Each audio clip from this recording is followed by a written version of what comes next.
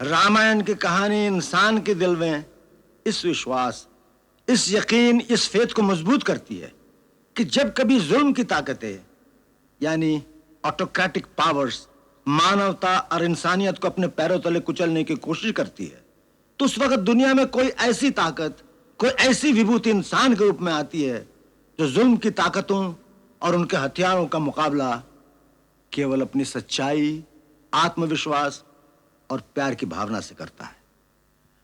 रामायण की परंपरागत कथा इस बात पर आधारित है कि एक समय जब आतताई शक्तियां रावण के रूप में प्रकट होती है, जो अपनी ताकत के नशे में चूर धरती को अपने पैरों तले रौंदता चला जा रहा है, उस समय धरती, ऋषि, मुनि और देवतागण भगवान विष्णु के पास मदद के लिए जाते हैं और वो उनके पुकार से द्रवित होकर उनकी सहायता का वचन देते हैं। इस कथा से एक इंसान में सच्चाई के रास्ते पर चलने की हिम्मत आती है, क्योंकि उसे विश्वास होता है कि आखिर में हमेशा सच्चाई की जीत होगी और सारे संसार में एक ही नारा गूंजता रहेगा, सत्यमेव जयते।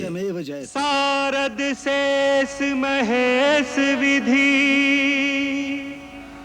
आगम निगम पुराण नेति नेति कही जा सुगुन करही निरंतर गान। गोस्वामी तुलसीदास ने जब रामायण अपनी प्रादेशिक भाषा अवधी में लिखी तो उस पर बहुत विवाद हुआ, परंतु गोस्वामी जी ने अपना फैसला नहीं बदला, क्योंकि उन्हें इस बात का विश्वास था कि रामायण की कहानी आम इंसानों तक पहुंचनी चाहिए, ताकि उसमें जो कर्तव्य, त्याग और प्रेम के आदर्श दिखाए गए हैं, जो ह्यूमन बिहेवियर के आइडियल्स हैं, उनसे एक आम इंसान भी अपने जीवन का मार्गदर्शन पा सके, उसे जिंदगी का सही रास्ता मिल सके। रामायण एक धार्मिक ग्रंथ होने के अलावा एक सांस्कृतिक दस्तावेज है, एक ऐसा कल्चरल डॉक्यूमेंट है जो रंग, नस्ल, मुल्क और जाति की सीमाओं को पार करके आम इंसानों को दिलों पर इतना गहरा असर डालती है कि हर आदमी अपनी रोजमर्रा की जिंदगी में उसकी शिक्षा और तालीम से फायदा उठा सकता है। यही कारण है कि संसार की करीब करीब हर भाषा में इसका अनुवाद हो चुका है। जर्मनी, फ्रांस, इंग्लैंड, रूस, चीन, ईरान, थाईलैंड, इंडोनेशिया आदि देशों में रामायण को उतने आदर मिला है जितना भारत में। रूस में पिछले कई सालों से रामायण का नाटक स्टेज पर खेला जा रहा है। उधर इंडोनेशिया में रामायण वहां की लोक कथा, वहां के फोक आर्ट का एक इंपॉर्टेंट सब्जेक्ट है, बल्कि प्रमुख विषय है। उसका कारण है कि भारत ने दूसरों की धरती पर कब्जा करने के लिए कभी सेनाएं नहीं भेजी, फौजें नहीं भेजी। हमेशा भारत से गए शांति और दोस्ती के दूत, messengers of peace and love, जिन्होंने उनकी धरती पर नहीं, उनके दिलों पर कब्जा कर लिया। उन दूतों के साथ गई भारत के वीरों की कहानियां, उनके एपिक्स, रामायण जैसे महाकाव्य। उसका असर कितना गहरा था, इसका जिक्र करते हुए पंडित जवाहरलाल नेहरू ने अपनी पुस्तक में फ्रांस के एक हिस्टोरियन, एक इतिहासकार मिशेलेट के विचार इस प्रकार उद्धृत किए हैं। जिसे जीवन की अनुभूतियों की प्यास हो, वो इस महाकाव्य रूपी सरोवर के जल से अपनी प्यास बुझाए, जो सागर से भी विशाल है, जिसमें सूर्य का प्रकाश है, जिसमें एक निरंतर शांति, एक अनंत मिठास है। सबसे पहले महर्षि वाल्मीकि ने संस्कृत भाषा में रामायण की रचना की। यावत् स्थास्यन्ति गिर्यः सरितश्च महितले तावत् रामायण कथा लोकेषु प्रचरिष्यति।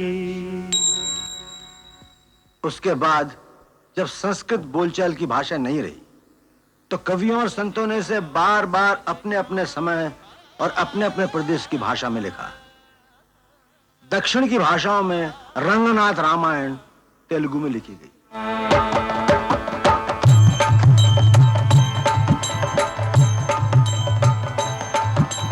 ಮಾದೇವು ಗಮಲಾಕ್ಷು ಮಮ್ಮೇಲು ದೇವು ಮಾದೇವು ಗಮಲಾಕ್ಷು ಮಮ್ಮೇಲು ದೇವು ನಾದಿ ನಾರಾಯಣು ನಖಿಲ ಲೋಕೇಶು ನಾದಿ ನಾರಾयणु नखिल लोकेशु।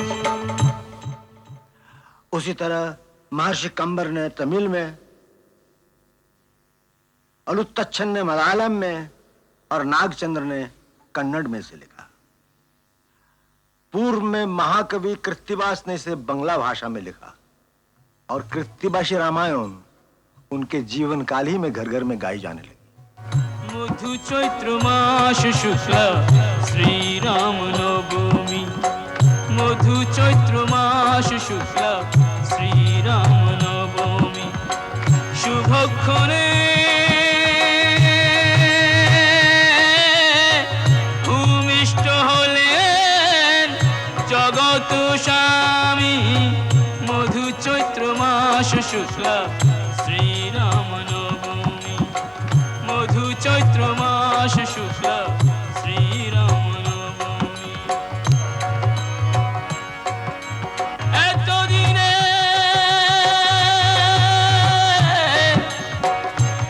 दिने दशरथ मनेते उल्लास राम जन्म रचिले पंडित कीर्तिवास मधु चैत्र मास शुक्ल श्री राम नवमी मधु चैत्र मास शुक्ल श्री राम नवमी।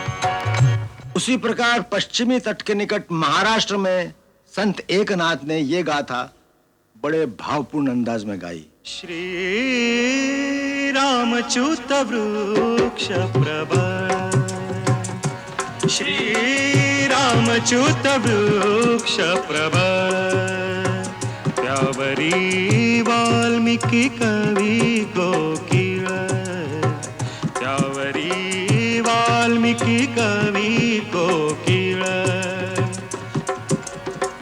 नारद वसंते कुटली कीळ नारद वसंते कुटली कीळ मधुराक्षरी सरळ आलाप केला श्री रामच्युत वृक्ष प्रवर श्री रामच्युत वृक्ष प्रवर।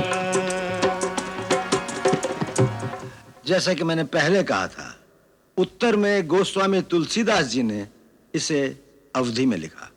सब जानत प्रभु प्रभुता सोई तदपि कहे बिनु रहन कोई तदपि कहे बिनु रहन कोई।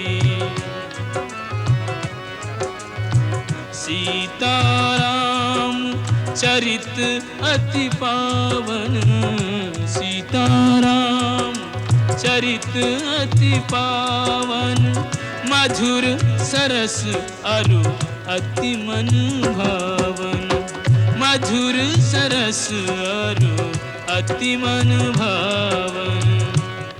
रामायण की कहानी इंसान के दिल में इस विश्वास, इस यकीन, इस फेथ को मजबूत करती है कि जब कभी जुल्म की ताकतें यानी ऑटोक्रेटिक पावर्स मानवता और इंसानियत को अपने पैरों तले कुचलने की कोशिश करती है, तो उस वक्त दुनिया में कोई ऐसी ताकत, कोई ऐसी विभूति इंसान के रूप में आती है जो जुल्म की ताकतों और उनके हथियारों का मुकाबला केवल अपनी सच्चाई, आत्मविश्वास और प्यार की भावना से करता है।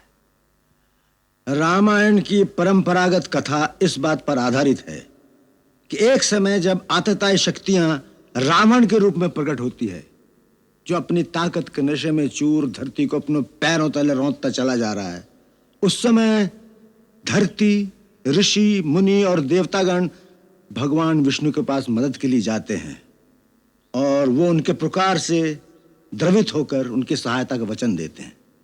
इस कथा से एक इंसान में सच्चाई के रास्ते पर चलने की हिम्मत आती है क्योंकि उसे विश्वास होता है कि आखिर में हमेशा सच्चाई की जीत होगी और सारे संसार में एक ही नारा गूंजता रहेगा, सत्यमेव जयते, सत्यमेव जयते, सत्यमेव जयते।